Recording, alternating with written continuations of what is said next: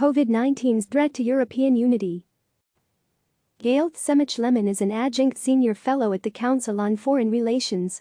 She is the author of The Dressmaker of Khair Khana and Ashley's War, the untold story of a team of women soldiers on the special ops battlefield.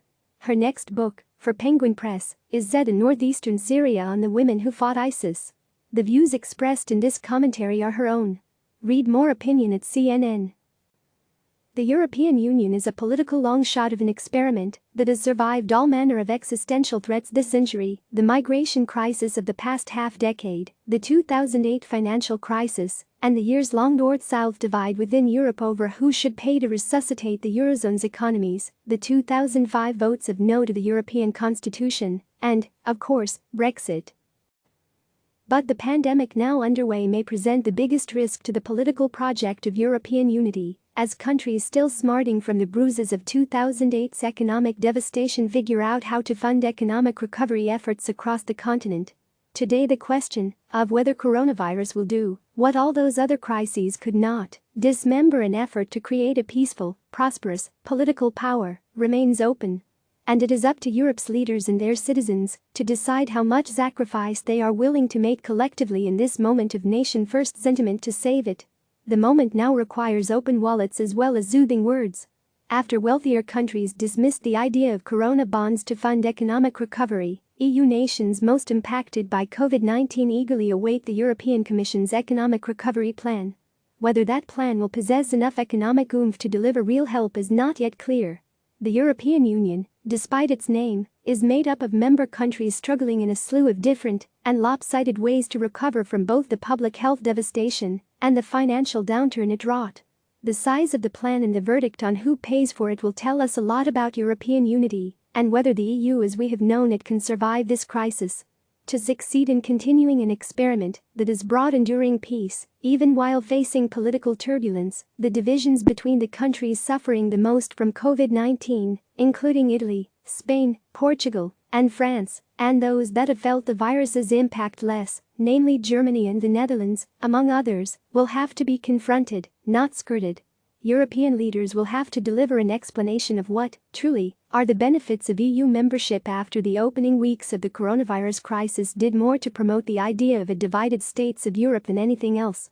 Italy, already smarting from the sense that it paid the greatest price for the migration crisis, put out a call for help early on in the crisis, asking to activate the European Union mechanism of civil protection in order to get medical equipment to Italy. Not a single EU country responded to the Commission's call at that time in March. Only China responded, sending doctors and protective gear. Certainly, this is not a good sign of European solidarity, wrote the Italian ambassador to the European Union in a pointed piece, aimed squarely at Brussels. Indeed, the "my country first" mood already had taken hold continent-wide as countries including France and Germany banned exports of protective equipment to anyone, including fellow Europeans. Some countries unilaterally closed borders in defiance of the Schengen area offering border-free travel among 26 European nations. Italy locked down its borders without notifying the European Commission, as did the Netherlands, when it stopped all passenger planes from Italy, Spain, and Austria as March progressed. Political hand-wringing about what, exactly, the notion of European unity meant followed, with the European Central Bank initially aggravating, not quieting, those fears. The European Union is facing the biggest test since its foundation, German Chancellor Angela Merkel said to reporters in early April. We have a big health challenge that is impacting all member states, however differently. It is a symmetrical shock.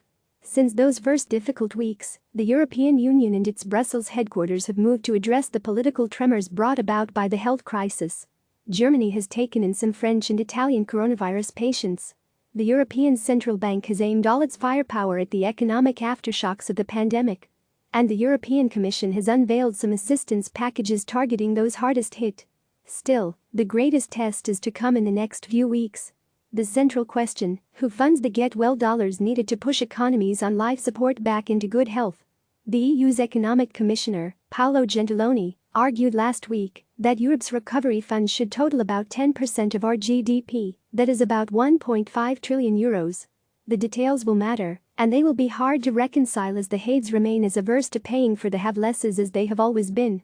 The debates over corona bonds remain fierce, with some countries pushing for these grants instead of loans, and others, like Germany, strongly opposing the idea. Julie Smith, senior advisor to the president of the German Marshall Fund and director of their Asia program, told me Smith spent 2018 in Germany focused on German foreign policy and relations with Asia.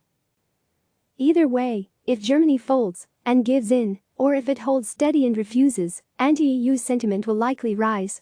If German Chancellor Angela Merkel has to ask German taxpayers to bail out a collapsing Italian economy, the far right will gain ground in Germany.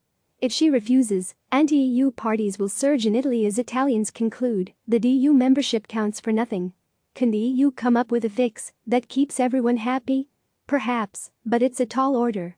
A tall order indeed. But one that the world could stand to see filled right about now. European unity has faced challenges from the outset and, through all its brushes with extinction, managed to keep at its center the notion that nations stood stronger in a collective that stood for peace, political stability and shared prosperity. Now is a good moment to remind citizens why those ideas matter and promote the sense that some shared sacrifice today will lead to shared prosperity tomorrow. The European Union currently faces the greatest test in its nearly 3 decades. As Brexit bangs at the door, nationalism grows in Hungary, and beyond, and the EU strives to recover from its own unforced errors at the virus's outset. The coming weeks will answer just how committed European nations are to their own union. Click subscribe to receive the latest news.